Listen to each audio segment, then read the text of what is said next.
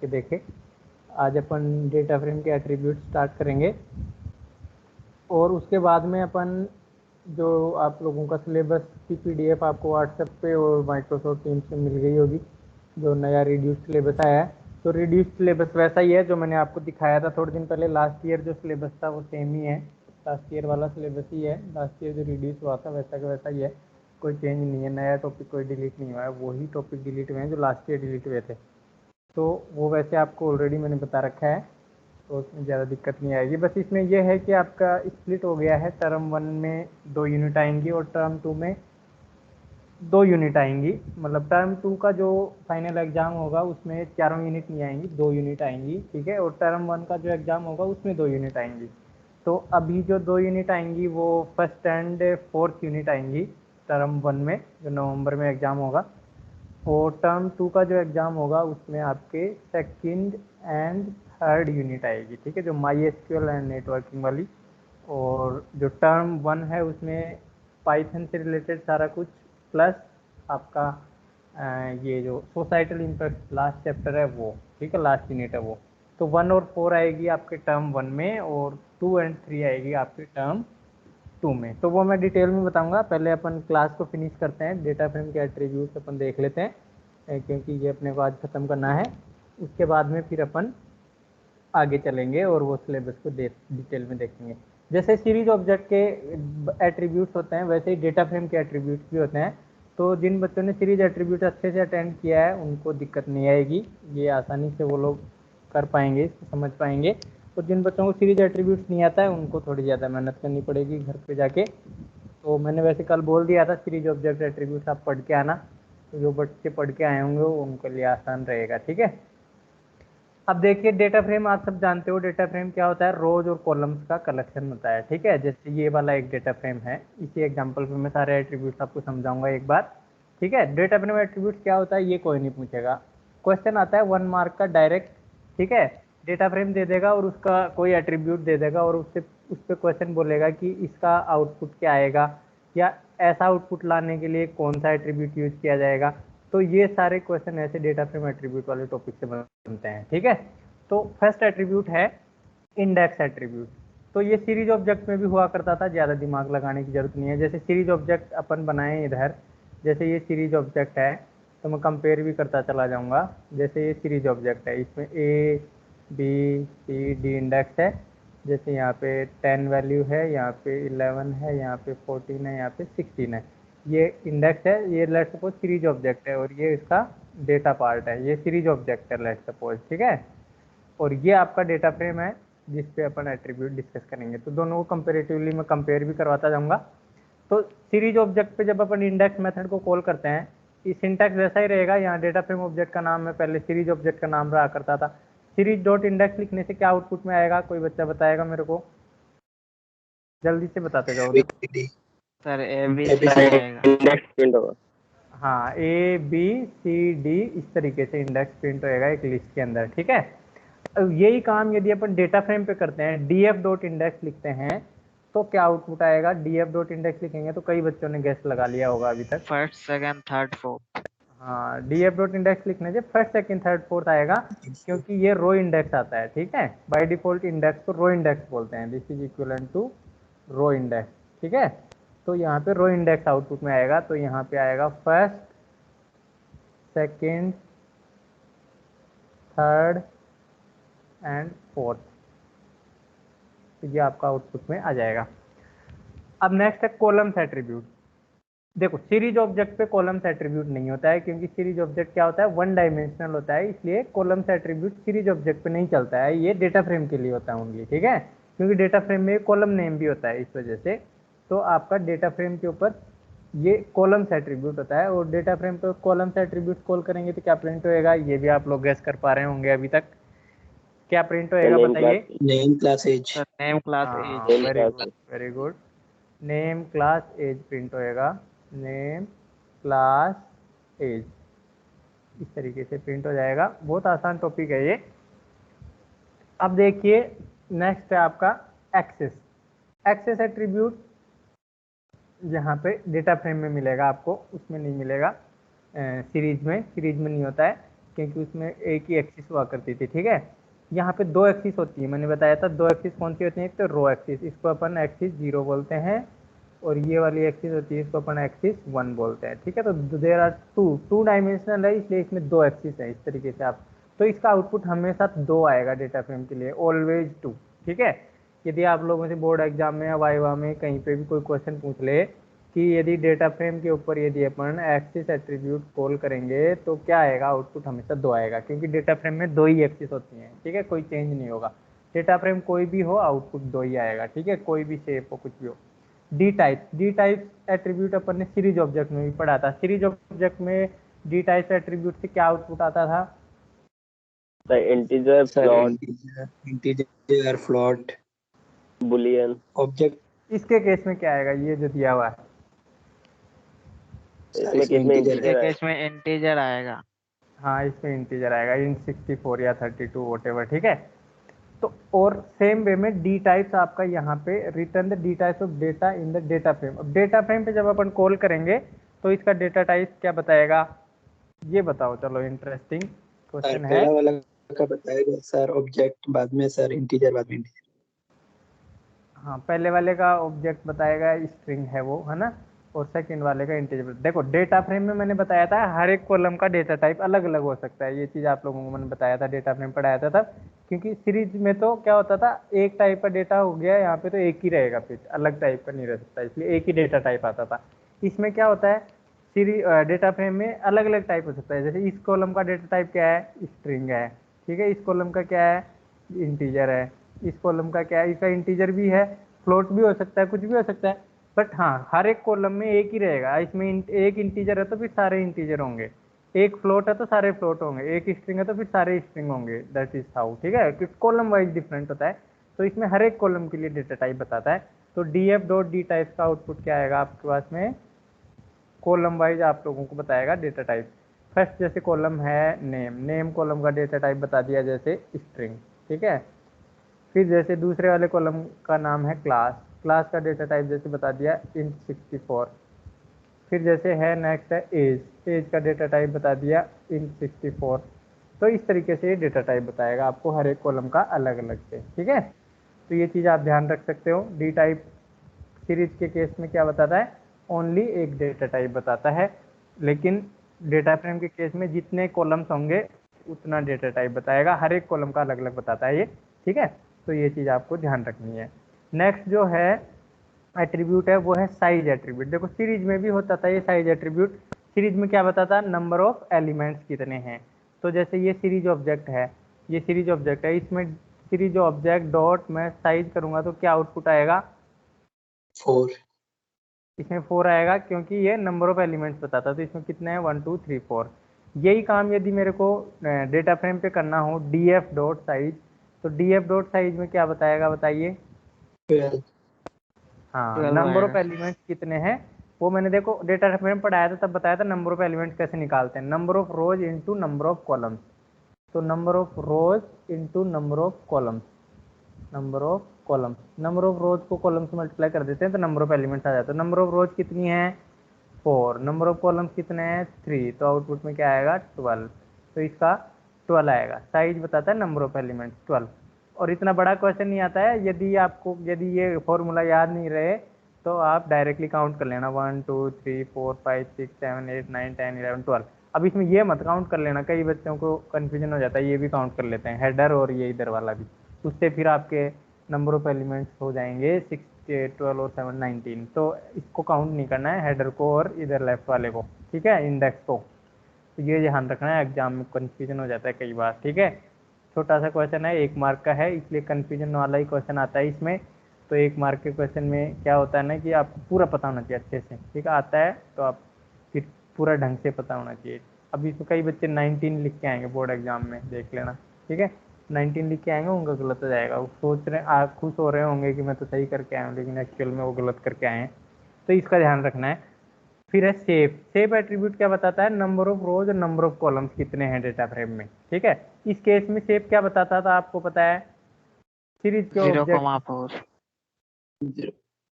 0,4 नहीं, जैसे 4, ब्लैंक, इस तरीके से बताता है, ठीक है, 4, yes sir, yes. Blank. Zero लिखने की जरूरत नहीं है, 4 कॉमन लिख के छोड़ देना है। इसके अंदर क्या बताएगा, नंबर ऑफ रोज, क्योंकि इसमें यही क्यों बताता है ओनली, क्योंकि इसके अंदर नंबर ऑफ कॉलम्स होते ही नहीं थे, नंबर ऑफ रोज ही होते थे ओनली, इसलिए। ठीक है, इसमें नंबर ऑफ रोज भी होते हैं, नंबर ऑफ कॉलम्स भी होते हैं, दोनों होते हैं, इसलिए आपको क्या बताना पड़ेगा, नंबर ऑफ रोज भी बताना पड़ेगा और नंबर ऑफ कॉलम्स भी बताना पड़ेगा।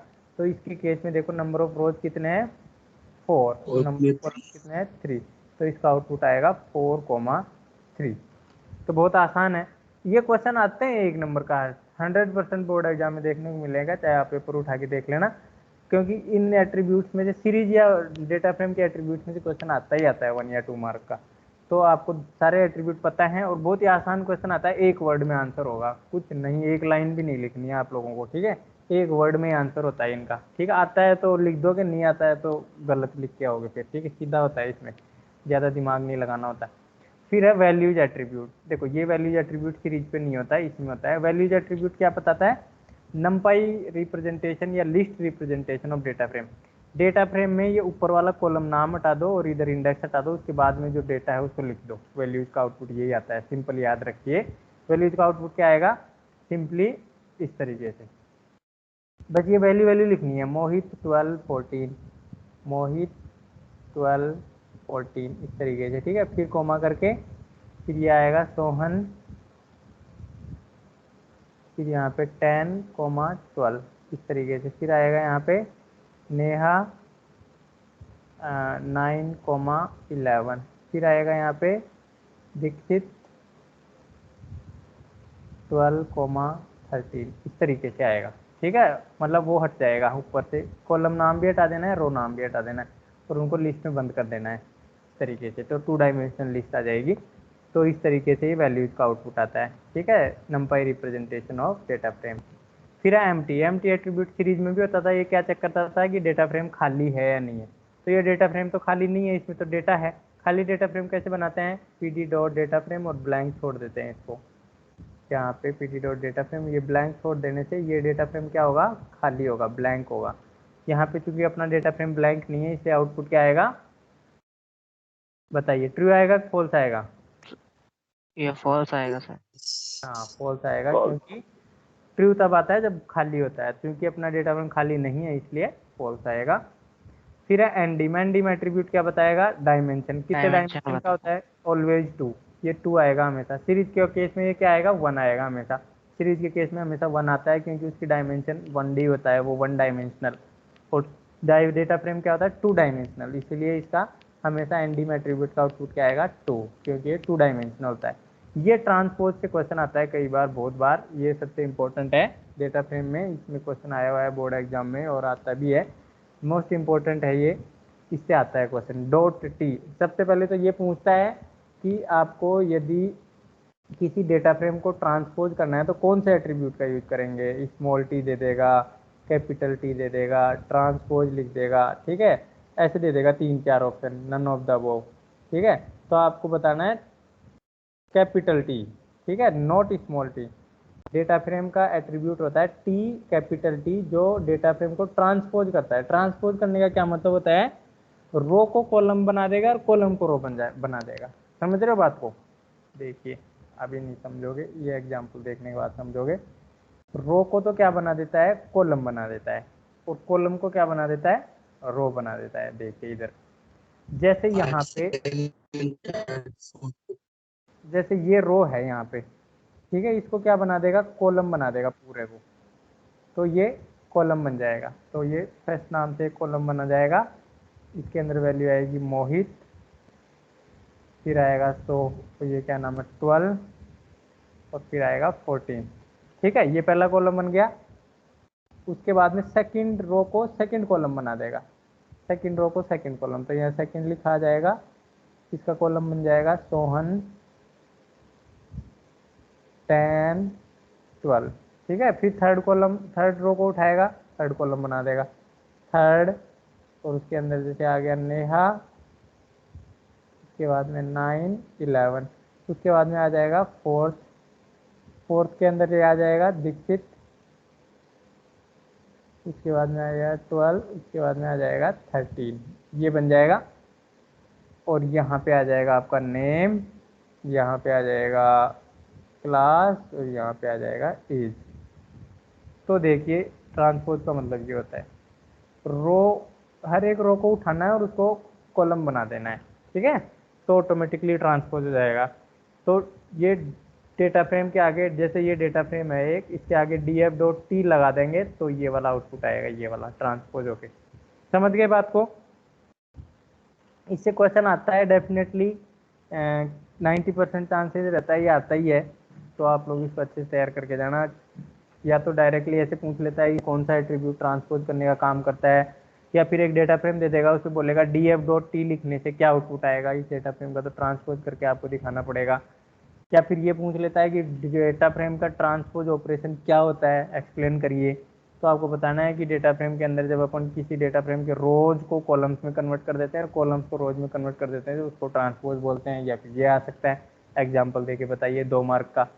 तो किसी भी तरीके से क्वेश्चन आ सकता है। 3 टाइप के पैटर्न मैंने बता दिया, या तो ये डायरेक्ट इस तरीके से आएगा, या फिर डायरेक्ट आपको बोलेगा कि आउटपुट बताइए, या फिर डायरेक्टली ट्रांसपोज क्या होता है एग्जाम्पल के साथ समझाइए। तो ये 3 ही क्वेश्चन है जो बनते हैं इसमें। तो आप ये तीनों क्वेश्चन तैयार कर लोगे तो आपको कोई दिक्कत नहीं आएगी। बाकी एट्रीब्यूट्स मैंने बता दिए हैं सारे के सारे, ठीक है। अब इनको एक एक करके आइडियली पे चलाते हैं अपन। डेटा फ्रेम एट्रीब्यूट्स का टॉपिक यहीं खत्म हो गया है। अब इसमें आइडियली में चलाएंगे अपन इनको। ये देखिए यहाँ पे डिटेल में थोड़ा सा दिखा देता हूँ। जैसे ये डेटा फ्रेम बनाया है मैंने कोई, ये चीज़ आप लोग भी कर सकते हो। इंपोर्ट पांडाज एचपीडी करके ये डेटा फ्रेम बना लीजिए, ठीक है। फिर डेटा फ्रेम प्रिंट करेंगे तो इस तरीके से दिखेगा, ठीक है। df.index करेंगे तो क्या आउटपुट में आएगा, इंडेक्स 0 1 2 3, देखिए 0 1 2 3 आ रहा है। और यदि इस डेटा फ्रेम के अंदर इंडेक्स अपन दे देते हैं फर्स्ट सेकंड थर्ड फोर्थ, उसके बाद में df1.index करेंगे तो आउटपुट में क्या आएगा, फर्स्ट सेकंड थर्ड फोर्थ। तो मतलब इंडेक्स एट्रीब्यूट करने का मतलब है जो भी इंडेक्स होगा वो आ जाएगा, ठीक है। अब आप कुछ भी हो सकता है वहाँ, 0 1 2 भी हो सकता है, ABCD हो सकता है, कुछ भी हो सकता है।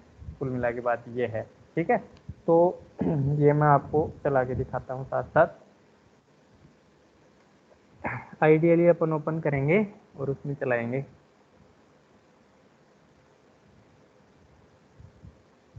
आप लोग बच्चे ऐप में प्रैक्टिस करते हैं, पाइड्रॉइड में ऐप में प्रैक्टिस करिए, क्योंकि जो टर्म 1 टर्म 2 का सिलेबस आया है उसमें प्रैक्टिकल एग्जाम भी 2 बार होंगी। टर्म 1 के प्रैक्टिकल अलग कर दिया है, टर्म 2 का प्रैक्टिकल अलग कर दिया है, 15-15 मार्क्स के, ठीक है। तो टर्म 1 की जो प्रैक्टिकल एग्जाम है वो नवंबर या दिसंबर में ही होनी है, ध्यान रखना है। तो आप पाइड्रॉइड ऐप में प्रैक्टिस करते रहिए, ठीक है। अदरवाइज आप नहीं कर पाओगे, या फिर कंप्यूटर में डायरेक्ट लिखना नहीं आएगा। तो जो बच्चे नहीं कर रहे हैं उनको मैं बता दूं एक बार, यदि वो प्रैक्टिकल में अच्छा परफॉर्म करना चाहते हैं, अच्छे मार्क्स चाहते हैं, तो you should download the Pydroid app and try to write the programs that I have explain here on the mobile app and try to run those, ठीक है। if you find any issue then send the screenshot to my WhatsApp number, I will respond, I will give you the solution, but you have to do that if you want the good marks in practical। तो मैं देख रहा हूँ 5-10 बच्चे कर रहे हैं, but maximum 30 बच्चे नहीं कर रहे हैं, ठीक है। तो सभी बच्चे डाउनलोड कर लें नहीं किया है तो, और परफॉर्म करें प्रैक्टिकल, ठीक है। फिर मैं प्रैक्टिकल वही हैं जो मैं यहाँ क्लास में करवा रहा हूँ, ठीक है, कोई अलग से प्रैक्टिकल नहीं होगा। तो ये जो मैं आपको करवाता हूँ यहाँ डेटा फ्रेम बनाने का एक प्रैक्टिकल है, तो डेटा फ्रेम बनाना आपको यहाँ से ऑलरेडी आता होगा, तो जब आप प्रैक्टिकल लिखोगे प्रैक्टिकल बुक में तो आपको दिक्कत नहीं आएगी, ठीक है, और वाइवा में भी दिक्कत नहीं आएगी। तो आपको करना है, जो बच्चे नहीं कर रहे हैं मेरे को सबका पता है कौन कर रहा है कौन नहीं कर रहा, ठीक है। तो मैं पूरा रिकॉर्ड मेंटेन करके रखता हूँ। तो जो बच्चे नहीं कर रहे हैं वो, उनसे रिक्वेस्ट है कि वो भी करना स्टार्ट कर दें। कोई दिक्कत है, मोबाइल सभी के पास में है, पाइड्रॉइड ऐप डाउनलोड करके। दिक्कत आ रही है तो जो बच्चे करने हैं उनसे थोड़ा हेल्प ले लें, जैसे सम्राट है, राघव है, सूरज है, अबुल है, ये प्रियांश, ये सब लोग को से हेल्प ले सकते हो आप लोग। अब देखिए यहाँ पे डेटा फ्रेम बनाएंगे सबसे पहले अपन।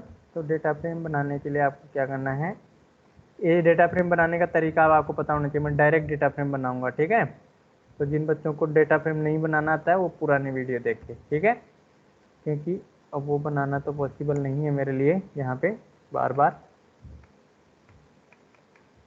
ओके, अब देखिए नेम यहाँ पे मैं डायरेक्ट बना रहा हूँ। अभी आपको याद आ रहा होगा कौन सा तरीका यूज कर रहे हो, अपने दिमाग में सोच लिया करो सर कौन सा तरीके से बना रहे हैं डेटा फ्रेम। मैं बीच बीच में अलग अलग तरीकों से बनाऊंगा डेटा फ्रेम, तो आप लोग देख लेना, ठीक है, आपका रिवीजन हो जाएगा यहाँ पे। ठीक है, सोहन, नेहा और यहाँ पे आ जाएगा दीक्षित।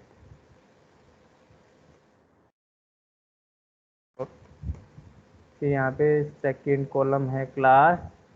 ज़्यादातर मैं फर्स्ट जो तरीका मैंने आपको पढ़ाया था उसी से बनाता हूँ, वो मेरे को सबसे सिंपल लगता है। उसके बाद में है एज, यहाँ पे कोमा 12, कोमा 11, कोमा 13। ठीक है, डिक्शनरी बन गई। और डेटा फ्रेम बनाऊंगा मैं pd डॉट डेटा फ्रेम, बहुत आसान है, डेटा अंडरस्कोर dic। तो देखिए अब आप ये बनाएंगे आप अपने मोबाइल में तो आपको ज़्यादा समझ में आएगा। तो ये डेटा फ्रेम प्रिंट हो रहा है आप लोगों के पास में यहाँ पे। अब देखिए इसका इंडेक्स प्रिंट करने से क्या आएगा, 012 आएगा, df डॉट इंडेक्स। देखिए क्या आ रहा है, अभी देखो 012 नहीं आ रहा है, यहाँ पे रेंज बता रहा है 0 से लेके 4 तक स्टेप 1। तो क्या हो गया बाय डिफॉल्ट 0 1 2 3 ही इसका आउटपुट आएगा। ये रेंज फंक्शन के रूप में आउटपुट दे रहा है। आपको बोर्ड एग्जाम में ऐसे नहीं लिख के आना, आपको 0 1 2 लिख के आना है। ठीक है, 0 1 2 3, लेकिन ये रेंज में देता है। रेंज फंक्शन का इस रेंज फंक्शन का आउटपुट क्या आएगा, 0 1 2 3, क्योंकि 4 पे स्टॉप है, स्टेप 1 है, स्टार्ट 0 से हो रहा है। तो इनडायरेक्टली आपको आंसर बताया है इसने। ठीक है, तो आप ये कंफ्यूज मत होना ये क्या आ गया रेंज इंडेक्स, ये तो आता ही नहीं है, ये एक ही बात है। 0 1 2 3 लिख लो, चाहिए ऐसे लिख लो, एक ही बात है। जिन बच्चों को रेंज फंक्शन पता है वो समझ गए होंगे, ठीक है, और जिनको नहीं पता है वो देख रहे होंगे इधर उधर। अब देखिए नेक्स्ट है ये, यदि मैं इसको इंडेक्स सेट कर दूं, ठीक है, तो इंडेक्स सेट कर दूंगा तो क्या होगा, df1 equals to pd dot data frame, यहाँ पे डेटा अंडरस्कोर dic, फिर यहाँ पे इंडेक्स इक्वल्स टू क्या पास करेंगे, जैसे कोई भी इंडेक्स पास कर दीजिए। मैं यहाँ पे जैसे फर्स्ट सेकंड थर्ड पास करता हूँ, तो सेकंड, फिर यहाँ पे थर्ड, आप कुछ भी ले सकते हैं इंडेक्स। मैं ये एग्जाम जो बुक में ये अपने जो पीपीटी में लिया वही ले रहा हूँ समझाने के लिए। df1 डॉट इंडेक्स करूँगा तो देखना क्या आएगा, फर्स्ट सेकंड थर्ड फोर्थ। समझ गए इंडेक्स एट्रीब्यूट, समझ गए सभी बच्चे, बोलिए। Yes sir. और बच्चे औरों के समझ में आया सभी के? Yes sir.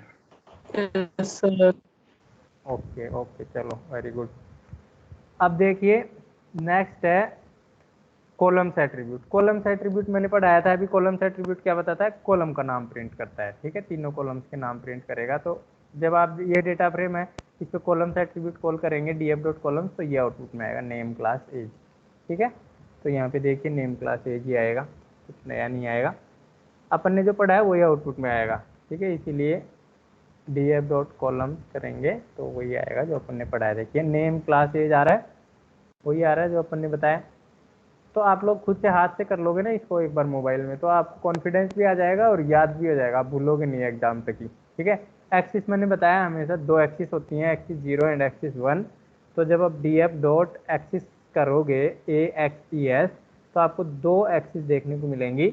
अब देखिए इस डेटा फ्रेम पे एक्सिस कॉल करेंगे तो दो एक्सिस कौन सी हैं, एक तो ये वाली एक्सिस है और एक ये वाली है। तो इंडेक्स 0 1 2 3 एक एक्सिस होगी और index name class as axis होगी।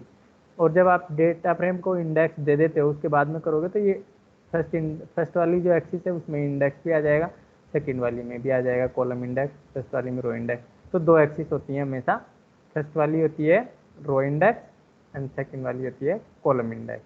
ठीक है, तो यहाँ पे देखिए df डॉट एक्सिस प्रिंट करिए, df डॉट एक्सिस। तो आपको देखना पड़ रहा है range stop 0 start stop step देके, ये तो 0 1 2 3 को इंडिकेट कर रहा है इनडायरेक्टली, आपको पता है। और ये index name class as df पे कॉल किया है मैंने। df1 में मैंने मेरा इंडेक्स रो इंडेक्स सेट कर दिया फर्स्ट सेकंड, तो df1 डॉट एक्सिस करूँगा तो देखना आउटपुट अलग आएगा। ये देखिए फर्स्ट सेकंड थर्ड फोर्थ मेरा रो इंडेक्स है और सेकंड जो इंडेक्स है वो मेरा कॉलम इंडेक्स है। तो ये दो एक्सिस होती हैं इसके अंदर, एक्सिस 0 होती है वो आप लोगों की रो इंडेक्स होती है और एक्सिस 1 होती है वो कॉलम इंडेक्स होती है। ये मैंने आपको बताया था, दो एक्सिस होती हैं इसमें। नेक्स्ट एट्रीब्यूट होता है D type. D type attribute क्या बताता है, डी टाइप एट्रीब्यूट बताता है कि हर एक कॉलम का क्या डेटा टाइप है, तो वो डी टाइप एट्रीब्यूट बताता है। तो यहाँ पे देखिए इस कॉलम का ये सारे कॉलम प्रिंट हो। नेम कॉलम का डी टाइप ऑब्जेक्ट है, या फिर स्ट्रिंग भी लिख सकते हो आप लोग एग्जाम में, ऑब्जेक्ट कन्फ्यूजन हो जाता है। क्लास इंटीजर टाइप का, इंट 32 लगाने की जरूरत नहीं है, इंट लगा देने से भी आंसर सही माना जाएगा। एज इंटीजर, मार्क्स देखो यहाँ पे फ्लोटिंग पॉइंट में आ रहे हैं तो यहाँ पे फ्लोट लिख सकते हो। तो इस तरीके से अब देखो, अब मैंने मार्क्स कॉलम नहीं बनाया था, मार्क्स कॉलम बना सकते हो आप लोग अपने डेटा फ्रेम में। अभी मैं फिलहाल नहीं बनाऊंगा, इसी पे दिखाऊंगा डीएफ पे। तो डीएफ डॉट मैं लिखूंगा जब डी टाइप, तो यहाँ पे देखो क्या आएगा, नेम है वो ऑब्जेक्ट टाइप का है। ऑब्जेक्ट की जगह आप स्ट्रिंग भी लिख सकते हो बोर्ड एग्जाम में, क्योंकि बच्चों को ऑब्जेक्ट नहीं पता होता, स्ट्रिंग ही पढ़ाया जाता है उनको, तो स्ट्रिंग लिखने से भी पता चलेगा। यहाँ पे इंट भी लिख दोगे, इंट 64 32, ये अलग कंप्यूटर पे अलग अलग आउटपुट आता है, तो इंट लिखने से भी काम हो जाएगा।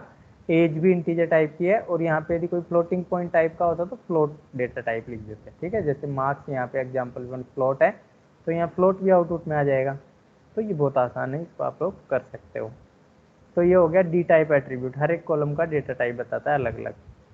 फिर नेक्स्ट है आपका साइज एट्रीब्यूट। साइज एट्रीब्यूट होता है नंबर ऑफ एलिमेंट्स। तो नंबर ऑफ एलिमेंट्स आप निकाल सकते हो number of rows into number of column. तो इसके केस में कितने हैं number of rose 4, number of column कितने हैं 4, 4 इंटू 4 16, तो यहाँ पे 16 आउटपुट आएगा। लेकिन अपने वाले केस में क्या आएगा आउटपुट 12 आएगा, क्योंकि अपने इस डेटा फ्रेम में देखोगे आप लोग तो 4 रो हैं 3 कॉलम है, तो 12 आएगा। तो यहाँ पे डी एफ डॉट साइज लिखने से 12 आएगा आउटपुट में, देखिए 12 आ रहा है। तो इस तरीके से ये आप जितने नंबर ऑफ रोज हैं उनको नंबर ऑफ कॉलम से मल्टीप्लाई कर दीजिए बस, या फिर काउंट कर लीजिए 1 2 3 4 4 4 4 4 4 बार है 16। ये काउंट नहीं करना, ध्यान रखना, ये लेफ्ट राइट में ऊपर जो कॉलम इंडेक्स और रो इंडेक्स होता है ये काउंट नहीं होता है साइज में, कहीं आप लोग इनको भी काउंट करके आ जाओ तो गलत हो जाएगा। अब देखिए नेक्स्ट है सेफ एट्रीब्यूट। सेफ एट्रीब्यूट में था number of rose comma number of column. तो बहुत आसान है, इसमें नंबर ऑफ रोज कितनी है 4, कॉलम्स कितने हैं 4, तो 4,4 आउटपुट में आ रहा है। अपने वाले केस में क्या आएगा 4,3 आउटपुट में आएगा। तो ये बहुत आसान है, डी एफ डॉट सेफ। तो यहाँ पे 4,3 आ गया, कोई दिक्कत है इसमें 4,3 में कैसे आया, सभी को पता चल गया, सभी को पता चल गया सेफ 4,3 कैसे आई। Yes sir. ओके, यस और सर। बताइए, और जडेजा रियांग को पता चल गया क्या, जडेजा रियांग को, जडेजा रियांग है क्या क्लास, Yes, sir. Yes, पता चल sir. गया कैसे आया 4,3। हाँ सर। ओके, और कौन है, दिलरुबा को पता चलेगा, दिलरुबा खानम, दिलरुबा खानम को, दिलरुबा खानम, और ये क्या नाम है आलमगीर, आलमगीर को पता चला। Yes sir. ओके, ऐसे बोल दिया करो यस सर, जिसका नाम आ रहा है वो बोल दिया करो ताकि मेरे को पता चले। अभी कई बच्चे रेस्पॉन्ड नहीं करते हैं, जैसे ये नीता सिंघा के नाम से कौन है, इसको समझ में आया नीता सिंघा वाले बच्चों को। ओके ओके, तो ये आप लोगों की शायद आईडी आप लोगों की आ चुकी हैं, आपकी ओरिजिनल आईडी नाम से। तो ये आईडी आप लोग है ना, आपको क्या नाम प्रकाश जी हैं एफसीए से अपने, उनसे आपको मिलेगी, ठीक है। तो अब आपको है ना दूसरी आईडी से लॉगिन करने की ज़रूरत नहीं है, आपकी आईडी आ गई है तो आपको वो मिल जाएंगी 1-2 दिन में। नहीं मिली है किसी बच्चे को तो मैं उनको बोल दूंगा, आपको दे देंगे, क्लास में ऐड कर देंगे। तो आप लोगों की अब ओरिजिनल जिसका नाम है ना उसकी आईडी आ गई है, तो आप पुराने बच्चे की आईडी से लॉगिन करने की ज़रूरत नहीं पड़ेगी अभी, ठीक है। तो वो आप लोगों को मिल जाएंगे 1-2 दिन में, ठीक है।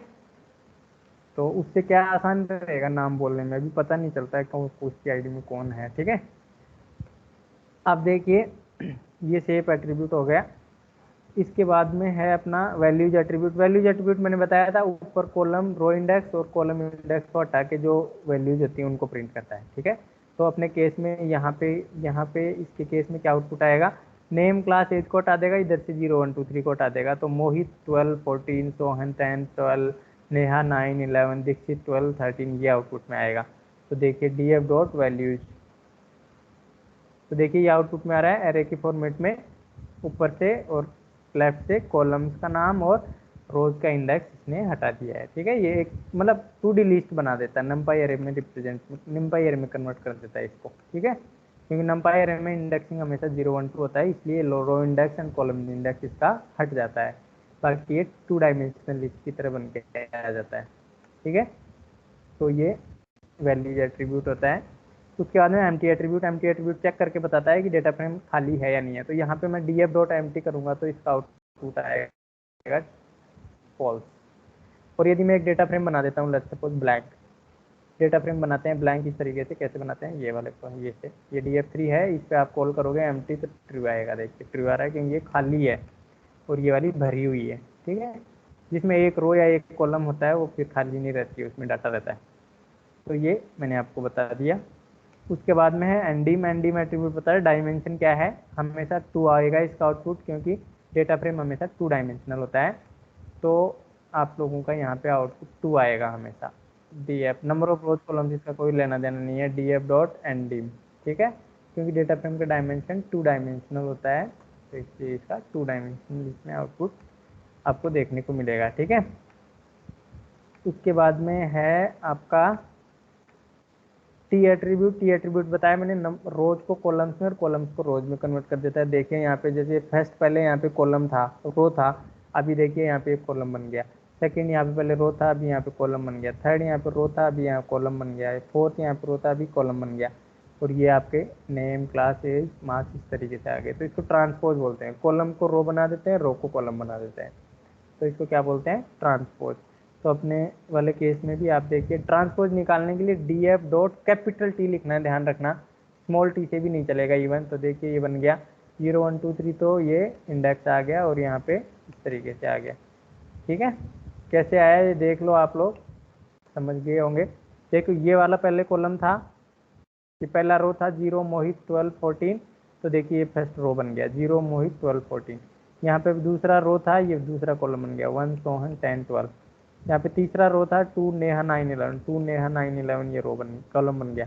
3 दीक्षित 12 13, 3 दीक्षित 12 13, ये कॉलम बन गया। तो इस तरीके से आप बना सकते हो आसानी से। df डॉट स्मॉल टी लिख दोगे तो भी नहीं चलेगा, ध्यान रखना एरर आएगी, इसलिए कैपिटल टी ही लिखना है हमेशा। ओके, समझ गए बात को। देखो कोई आउटपुट नहीं आ रहा है, थोड़ी देर में एरर दिखा देगा कुछ ना कुछ। देखिए आता है ना, data frame has no attribute T, तो आपको कैपिटल टी लिखना है, ध्यान रखना। बोर्ड एग्जाम में स्मॉल टी लिख के आ जाओगे गलत हो जाएगा, 1 नंबर का क्वेश्चन आता है ये, क्योंकि इसमें यही चेक करता है आप कैपिटल टी लिखते हो कि स्मॉल टी लिखते हो। ठीक है, कैपिटल लिखने वाले को मिल जाएगा, स्मॉल टी लिख दिया उसका गलत हो जाएगा, तो ये ध्यान रखना है। उसके बाद में है number of rose in data frame, आप कैसे निकालेंगे नंबर ऑफ रोज कितनी है। तो ये लाइन फंक्शन होता है, ये इतना इंपॉर्टेंट नहीं है, ये कोई एट्रीब्यूट नहीं है, एडिशनल चीज़ है। नॉन नन वैल्यूज कैसे काउंट करेंगे ये भी आपको ज़रूरी नहीं है इसको।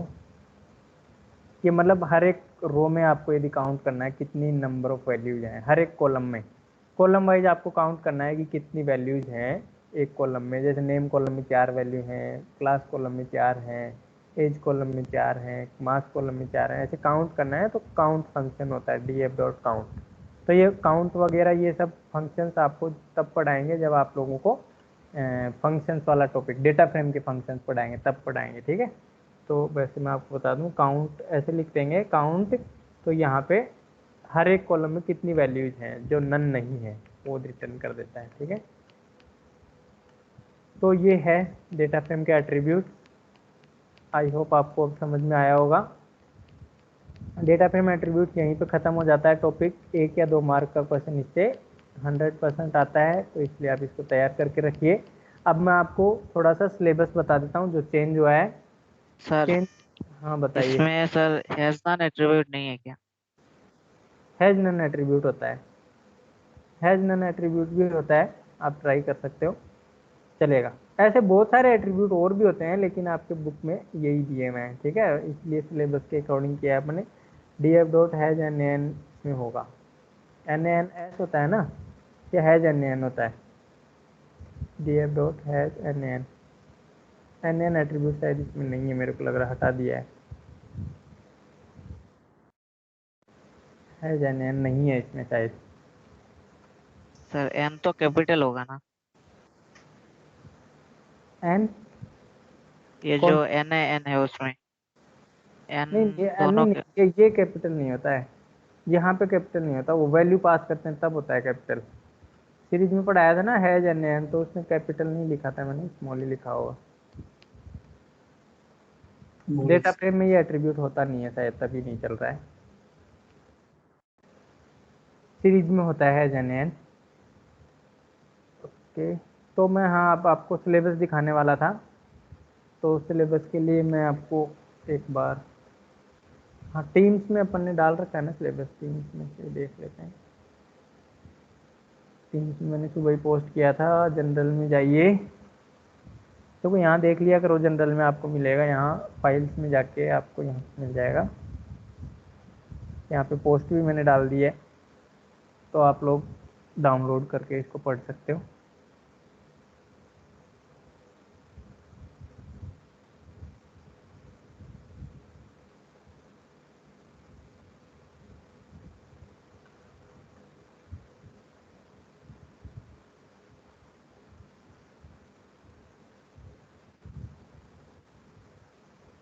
ये आ गया ना, तो टर्म वाइज ये सिलेबस है। आप इसको मैं मेरे कंप्यूटर पे भी डाउनलोड कर लेता हूँ, आपको दिखाना पड़ेगा बार बार, तो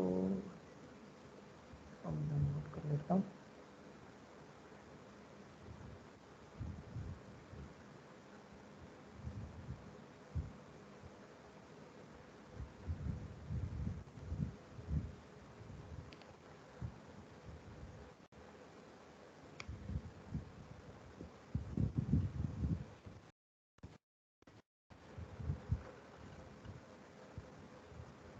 स्लो हो जाता है ये टीम्स से कंप्यूटर बेचारा।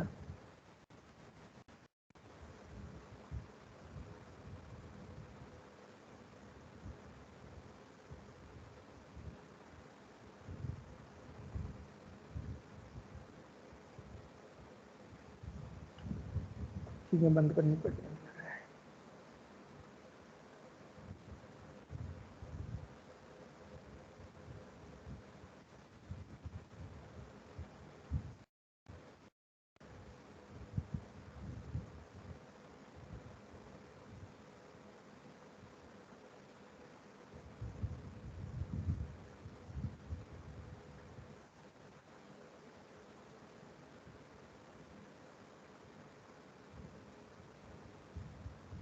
तो कितना स्लो हो गया है ये, एक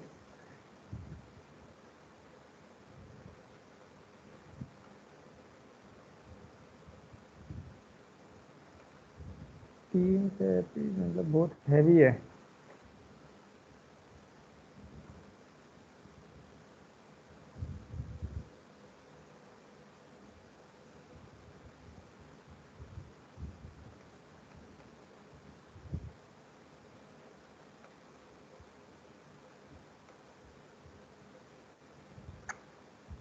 ना स्लो हो गया है, कुछ काम नहीं।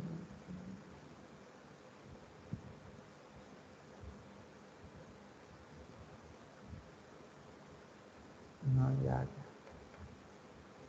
ये खुल जाए बस, इसके बाद में कुछ कर सकते हैं।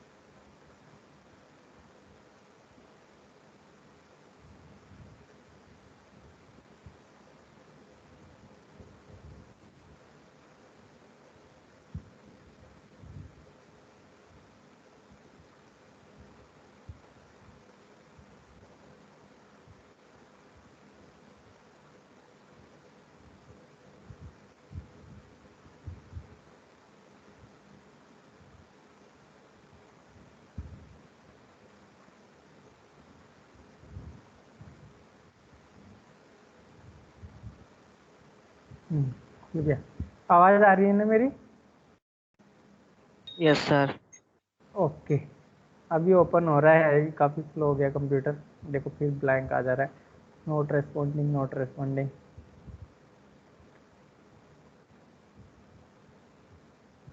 5 मिनट तो इसने ख़राब कर दिए हैं। ओके, ये देखिए अब खुला है।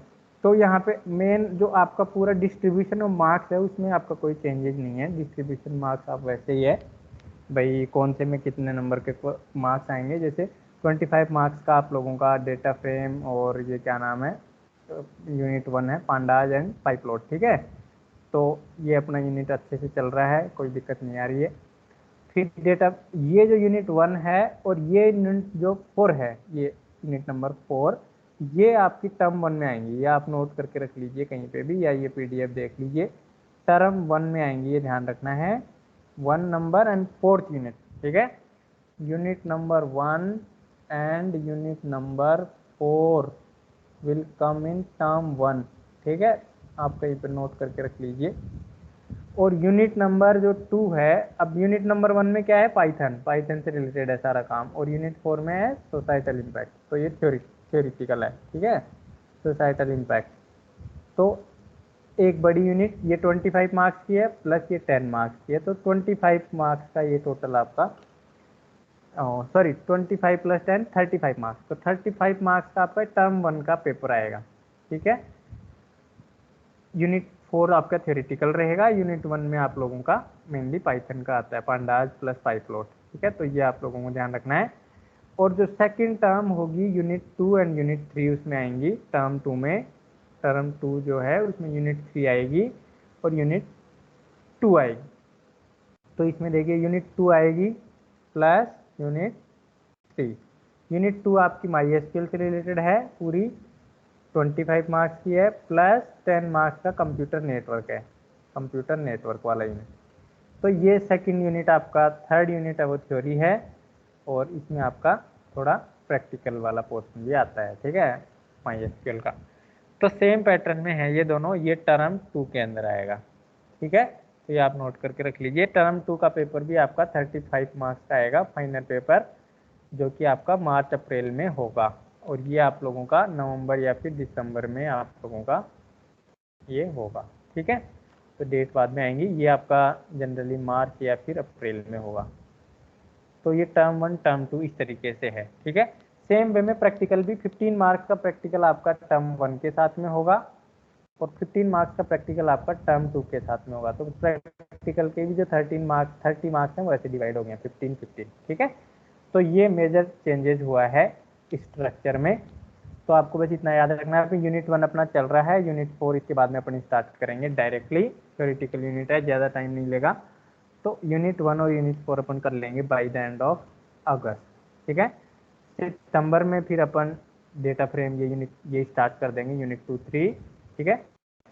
और अक्टूबर में आप लोगों की छुट्टियां होती हैं शायद, विंटर वेकेशन या फिर वो पूजा वाली वेकेशन, उसमें आप लोग अच्छे से फिर यूनिट 1 और 4 को तैयार करना है। मेरे हिसाब से मैं यूनिट 2-3 भी जल्दी ही ख़त्म करवा दूंगा, ताकि आप लोगों के पास में काफ़ी टाइम रहे पढ़ने के लिए और प्रैक्टिकल करने के लिए, ठीक है।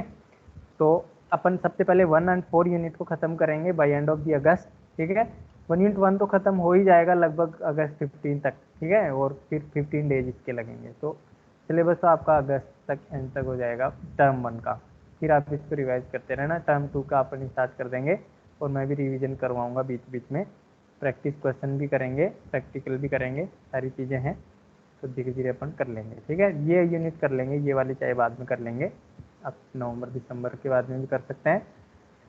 तो इस तरीके से है। अब देखिए सिलेबस में क्या क्या है। यूनिट टर्म 1 में ये मैंने बता दिया है, सबसे पहले यूनिट 1 आएगी, 4 आएगी 35 मार्क्स की। और टर्म 1 में जो सिलेबस में देखेंगे तो देखिए ये टॉपिक आएंगे आपके पांडाज वाली यूनिट से, introduction to Python library, Pandas Matplotlib क्या होती है, ऑलरेडी अपना टॉपिक हो गया है। Data structure in Pandas, series और डेटा फ्रेम होते हैं, ये टॉपिक अपना हो गया है।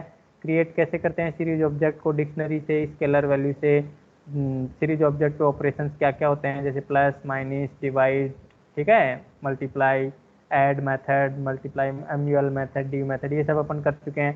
सीरीज ऑब्जेक्ट के एट्रीब्यूट्स कर चुके हैं, हेड टेल फंक्शन कर चुके हैं सीरीज ऑब्जेक्ट पे।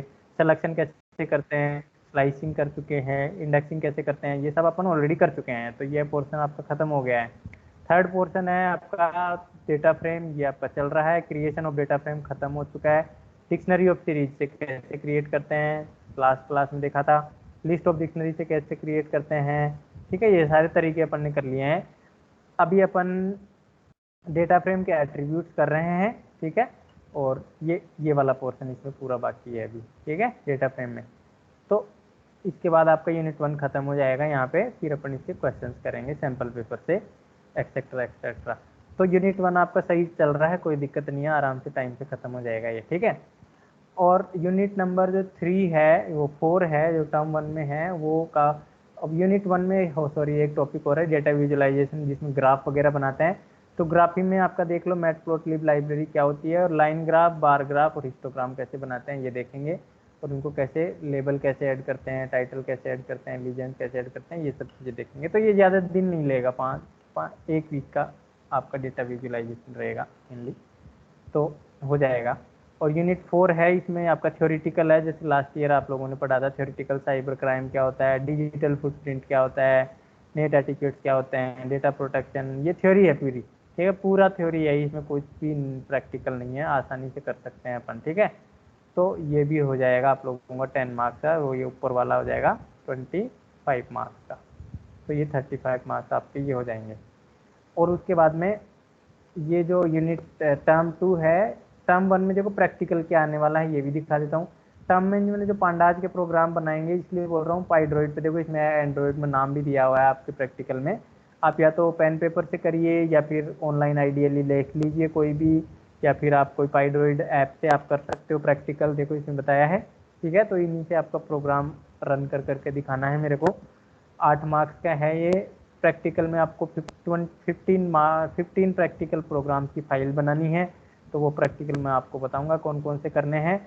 मैं वही प्रैक्टिकल कराऊंगा जो अपन ने थ्योरी में पढ़े हैं, तो इसलिए मैं बोलता हूँ थ्योरी के साथ साथ प्रैक्टिस करते रहिए। पाइड्रॉइड ऐप में तो दिक्कत नहीं आएगी, जो बच्चे बिल्कुल नहीं कर रहे हैं उनको डेफिनेटली दिक्कत आने वाली है, ठीक है, पहले ही सुन लेना। उस ये 3 मार्क्स का रहता है मेनली। पाइथन प्रोजेक्ट का सिनॉप्सिस, प्रोजेक्ट क्या है वो भी मैं लोड करूंगा, उसके बाद में इसको तैयार करेंगे। वाइवा 2 मार्क्स का, तो ऐसे 15 मार्क्स का टर्म 1 का प्रैक्टिकल एग्जाम होगा, ठीक है। ये CBSE कंडक्ट करवाएगा, so be serious and try to do practicals. Otherwise अब क्या करने लगे ना, प्रैक्टिकल में ऑब्जर्वर भेजते हैं एक, तो आपको कई बार परफॉर्म करके भी दिखाना पड़ सकता है, तो try to understand it. Practice करिए प्रैक्टिकल्स की, जो मैं थ्योरी में करवाता हूँ उनको प्रैक्टिस करिए, आप डेटा फ्रेम बनाइए, सीरीज बनाइए, जो भी मैं यहाँ पे करवाता हूँ, तो वो आपको अच्छा रहेगा प्रैक्टिकल में, ठीक है। अब इसके बाद में ये प्रैक्टिकल भी 15 मार्क्स का कर दिया है। डेटा हैंडलिंग में कौन कौन से प्रैक्टिकल होंगे इसकी लिस्ट दी है, 5 प्रैक्टिकल, 6 प्रैक्टिकल डेटा हैंडलिंग के होंगे, 3 प्रैक्टिकल पाइपलोट वगैरह से होंगे, ठीक है। प्रोजेक्ट क्या बनाओगे उसका बारे में बताना है, ठीक है, ये है इसमें। फिर यूनिट टर्म 2 में है आपका डेटाबेस, SQL क्वेरी और कंप्यूटर नेटवर्क से इंट्रोडक्शन, 35 मार्क्स है। SQL में भी देखो बहुत सारा रिड्यूस कर दिया है सिलेबस, SQL के फंक्शंस होंगे, तो ये फंक्शंस वाला टॉपिक ज़्यादा बड़ा नहीं होता है, और query group by having close order by है, तो बहुत आसान है, आसानी से हो जाएगा ये। यूनिट 25 मार्क्स का है। उसके बाद में आप लोगों का जो यूनिट नंबर 3 है, उसमें आपका थ्योरी है, लैन मैन वैन क्या होता है। ये देखो यूनिट 3 और यूनिट 4 के मैंने यूट्यूब पे वीडियो बना के रखे हुए हैं, कोई बच्चा एडवांस में यूनिट 3-4 करना चाहता है तो वो मेरे यूट्यूब चैनल पे जाके यूनिट 3-4 को कम्प्लीटली कर सकता है विदाउट एनी प्रॉब्लम, क्योंकि वहाँ पे थ्योरेटिकल है वो पोर्शन, और मैंने उसके वीडियो बना के ऑलरेडी रखे हुए हैं यूनिट 3-4 के, ठीक है। और यूनिट 1 के भी वैसे मैंने पूरे बना रखे हैं, तो आप लोग यूट्यूब चैनल पे जाके वो देख सकते हो पहले ही, ठीक है, तो आप लोगों को दिक्कत नहीं आएगी उसमें। वही चीज़ मैं यहाँ पे भी पढ़ाऊँगा, वही चीज़ मैंने वहाँ पढ़ाई है, तो आप लोग देख लोगे तो दिक्कत नहीं आएगी। ये सब चीज़ें मैंने बहुत अच्छे से समझाई है वहाँ यूट्यूब चैनल पे, तो आप लोगों को लिंक में दे दूँगा, ये सब चीज़ आप वहाँ से भी देख सकते हो, ठीक है। तो ये आपका 10 मार्क्स है। थ्योरी को क्या है, जितनी बार पढ़ोगे उतना ही सही है ना। और इसमें प्रैक्टिकल के 15 मार्क्स कैसे होंगे, उसमें MySQL के प्रैक्टिकल आपको करके दिखाने हैं 7 मार्क्स का। 12 SQL क्वेरी आपको रिकॉर्ड में नोट करनी है। प्रोजेक्ट का फाइनल रिपोर्ट बनाना है। वाइवा होगा 3 मार्क्स का। तो ऐसे 15 मार्क्स का टर्म 2 का प्रैक्टिकल होगा, ठीक है। तो ऐसे टर्म 1 टर्म 2 में डिवाइड कर दिया इसको। क्या क्या प्रैक्टिकल होंगे ये लिस्ट यहाँ पे दी हुई है, प्रोजेक्ट क्या होगा ये भी दिया हुआ है, प्रोजेक्ट में बताऊंगा आपको, ठीक है। तो ये आपके चेंजेस हुए हैं, ये समझ में आया सबको, सिलेबस क्लियर है सभी यस बच्चों को, सर। सिलेबस क्लियर है। तो ये ज़्यादा कोई बड़ा चेंज नहीं है, बस ऑर्गेनाइज किया इधर उधर चीज़ों को और अपने लिए थोड़ा सिंपल हो गया, ठीक है। तो यूनिट 1 एंड यूनिट 4 दोनों का कॉम्बिनेशन और यूनिट 2 एंड 3 का कॉम्बिनेशन। और प्रैक्टिकल के लिए मैं आपको यही रिकमेंड करूंगा कि आप एंड्रॉयड ऐप डाउनलोड कर लें जो इसमें बच्चों ने नहीं किया है, और वो उसमें कोशिश करें प्रोग्राम करने की। दिक्कत आती है तो मेरे को व्हाट्सएप करें या फिर किसी बच्चे से आप पूछिए जो लोग कर रहे हैं, ठीक है। एक दूसरे की हेल्प करिए तो पीयर लर्निंग भी हो जाएगी और आपको पता भी चलेगा टीम में कैसे काम करते हैं, ठीक है। तो ये सब चीज़ें करनी है आपको। तो ये सिलेबस है, अब सिलेबस आपको क्लियर है और पीडीएफ आपके पास में है ही, कभी भी जाके उसको पढ़ सकते हो। ओके, तो अब अपन क्लास को यहीं क्लोज करेंगे। आप लोगों का कोई डाउट हो तो पूछिए।